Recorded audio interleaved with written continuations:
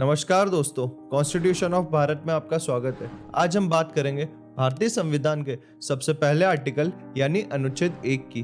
तो चलिए शुरू करते हैं। Name and territory of the union. दोस्तों, आर्टिकल 1 हमें यह बताता है कि हमारे देश का नाम क्या है और हमारा देश कौन कौन से राज्य और टेरिटरी का यूनियन है। पर सवाल ये आता है कि ड्राफ्टिंग कमेटी ने यहाँ यूनियन वर्ड की जगह फेडरेशन वर्ड का यूज क्यों नहीं करा, जबकि यूएस ने भी उनके कॉन्स्टिट्यूशन में फेडरेशन वर्ड का यूज किया है। इस पर हमारे संविधान के godfather doctor B R. Ambedkar ji कहते हैं, हमारा भारत अखंड भारत है।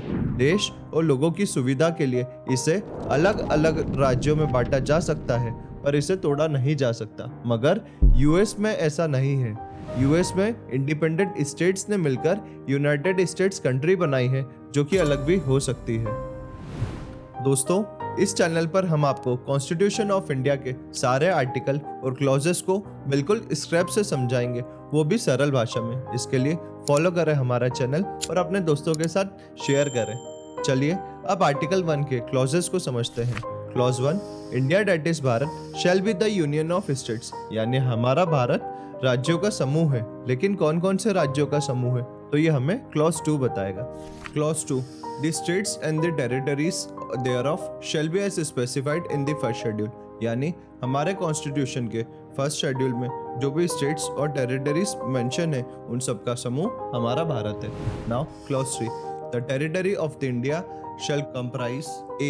the territory of the states, B. the union territory specified in the first schedule, C. such other territory as may be acquired, यानी हमारे कॉन्स्टिट्यूशन के फर्स्ट शेड्यूल में जो भी स्टेट्स और टेरिटरीज मेंशन हैं वो, और उसके अलावा हमारा भारत फ्यूचर में जो भी टेरिटरी का अधिग्रहण या कब्जा करता है, वो सब मिलाकर के हमारा भारत है।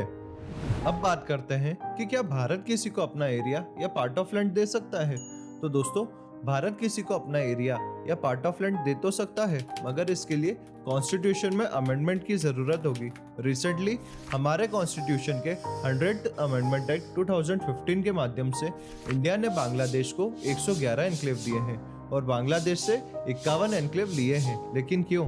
तो दोस्तों, हुआ यूं था कि बांग्लादेश के अंदर 111 इंडिया की ऐसी जमीन थी जो चारों तरफ से बांग्लादेश से कवर्ड थी। ऐसे ही दोस्तों, इंडिया में बांग्लादेश की 51 ऐसी जमीन थी जो चारों तरफ से इंडिया से कवर्ड थी। दोस्तों, ऐसी जमीन जो चारों तरफ से दूसरी कंट्रीज से कवर्ड होती हैं, उन्हें एनक्लेव कहते हैं। इन्हीं एनक्लेव को बेटर तरीके से एडमिनिस्टर करने के लिए 100th अमेंडमेंट एक्ट लागू करना बहुत जरूरी था। तो दोस्तों, ये थी आर्टिकल 1 की पूरी कहानी। नेक्स्ट आर्टिकल समझने के लिए कॉन्स्टिट्यूशन ऑफ भारत को सब्सक्राइब करें। जय हिंद।